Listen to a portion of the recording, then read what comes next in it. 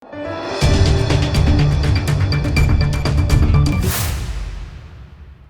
દર્શક મિત્રો, આપ જોઈ રહ્યા છો લોકમૈત્રી ન્યૂઝ. હું છું એન્કર અર્પિતા પટેલ. હવે જોઈએ અગત્યના સમાચાર.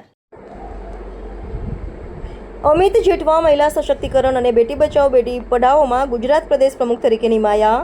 અમિત જેઠવાની ગુજરાત પ્રદેશ પ્રમુખ તેમજ રાષ્ટ્રીય પ્રભારી તરીકે નિમણૂક. વડોદરાના અમિત જેઠવાની મહિલા સશક્તિકરણ અને બેટી બચાવો બેટી પઢાઓમાં રાષ્ટ્રીય પ્રભારી તેમજ ગુજરાત પ્રદેશ પ્રમુખ તરીકે નિમણૂક કરવામાં આવી હતી. કેન્દ્ર સરકારે વડોદરા ભાજપના કદાવર નેતા અમિત જેઠવાની મહિલા સશક્તિકરણ અને બેટી બચાવો બેટી પઢાઓ અભિયાનમાં રાષ્ટ્રીય પ્રભારી તેમજ ગુજરાત પ્રદેશ પ્રમુખ તરીકે નિમણૂક કરી છે.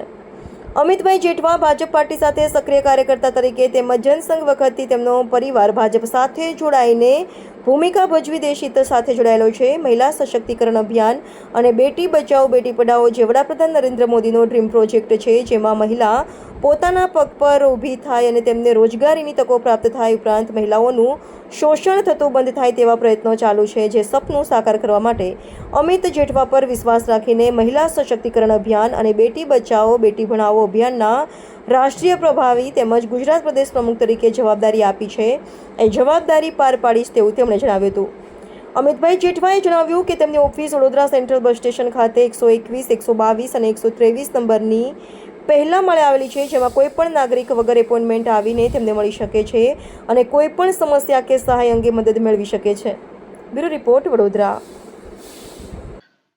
મહિલા સશક્તિકરણ બેટી બચાવો બેટી પઢાઓ અભિયાન, જે અભિયાનનું ડ્રીમ માનનીય શ્રી આપણા પ્રાઇમ મિનિસ્ટર નરેન્દ્રભાઈ મોદીનું ડ્રીમ છે અને એમનું મિશન છે. તો એ પણ બેટી બચાવો બેટી પઢાઓ અને નારી સશક્તિકરણ માટે અથાગ પ્રયત્ન કરી રહ્યા છે. પણ એમને લાગ્યું કે ભાઈ હવે આની ટીમ બનાવવી ગુજરાત લેવલે ની આખા દેશ લેવલે એ બહુ જરૂરી છે. અને આ વિશે ભારત સરકારના, ગુજરાત સરકારના અનેક સરકારી તંત્ર પણ કામ કરી રહ્યું છે, પોલીસ તંત્ર પણ કામ કરી રહ્યું છે. જ્યારે બેટી બચાવો બેટી પઢાઓ અને નારી સંરક્ષણ અને નારી સુરક્ષા માટે જ્યારે પણ જરૂર પડે છે ત્યારે પોલીસ તંત્રએ પણ ખૂબ સારા રિઝલ્ટ આપેલા છે. એ આપણે ઘણી બધી વખત વડોદરા શહેર અને ગુજરાત અને હિન્દુસ્તાન લેવલે એ રિઝલ્ટ આપણે જોયું છે. તો નારી માટે અથાગ પ્રયત્ન તમામ સરકારનું તંત્ર, તમામ સહયોગ કરતા અને તમામ મીડિયાથી લઈને બધાનો સહકાર મળે છે. અને આ નારીને સશક્ત બનાવવા માટે ગુજરાત પ્રદેશ લેવલે અમારી નિમણૂક કરેલી છે અને વધારાની દેશ લેવલે અમને રાષ્ટ્રીય પ્રભારી તરીકે પણ જવાબદારી આપેલી છે. અને એ જવાબદારી અમે સંભાળી અને એમાં સફળ થઈએ અને આ જવાબદારી પૂરી રીતે નિભાવીશું એવી અમે ખાતરી આપીએ છીએ. આ નિમણૂક કોના દ્વારા કરવામાં આવી છે? આ નિમણૂક છે એ નારી મહિલા સશક્તિકરણના જે પ્રેસિડેન્ટ છે કુંદનજી, એમના થ્રુ અમારી કરવામાં આવેલી છે. આપને ક્યારે જાણ થઈ? આની 3 દિવસ થયા. જી. આમાં શું પ્રવૃત્તિઓ છે? નારી સશક્ત બને તો આપણે એનું મિશન જોયું છે કે નારી દુર્ગા રૂપ પણ લઈ શકે, નારી પરિવારનું પાલન પણ કરી શકે અને નારી મજબૂત થાય. અને એવી આપણે હાલ હમણાં જોયું છે કે જ્યારે પહેલગામની અંદર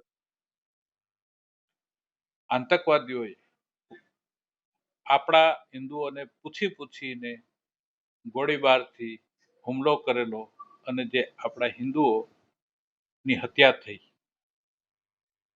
ત્યારે જે મિશન સંભાળેલું એ મિશન આપણા વડોદરા શહેરની દીકરી અને મારા મિત્ર કુરેશી સાહેબની દીકરી જે સોફિયા કુરેશી અને વ્યોમેન્દ્ર સિંહ, જે બંનેએ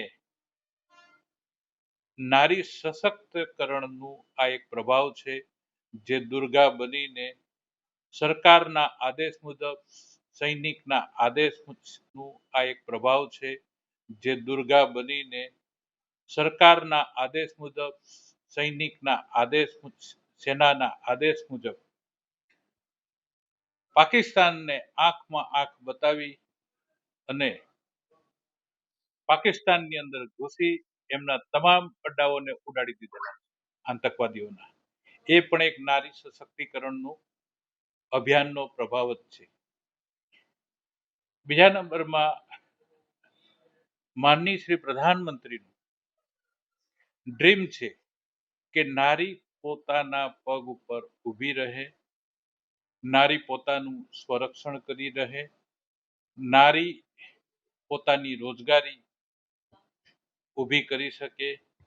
તો આ કાર્યની અંદર અમે જે એમની યોજના છે એ યોજનાને સફળ બનાવવા માટે આ કાર્યમાં અમે જોડાયા છીએ. આપની રાજકીય યાત્રા વિશે આપશો.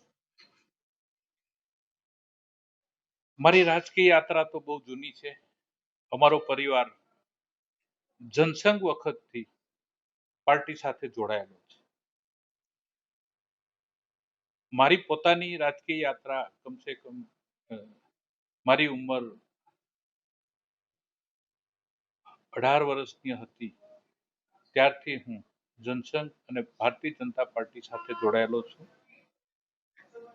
મારી વિચારધારા RSS વિશ્વ હિન્દુ પરિષદ છે અને હું દેશ માટે કાર્ય કરવા માટે તત્પર છું.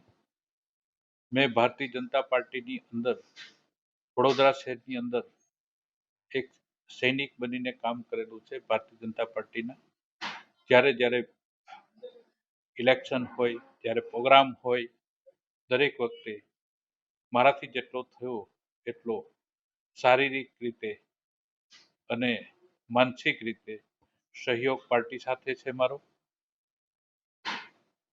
મારી પાસે જ્યારે વડોદરા શહેર ઝુંપડપટ્ટી સેલની જવાબદારી સોંપવામાં આવેલી ત્યારે વડોદરા શહેરની અંદર દરેક જગ્યાએ ઝુંપડપટ્ટી હતી.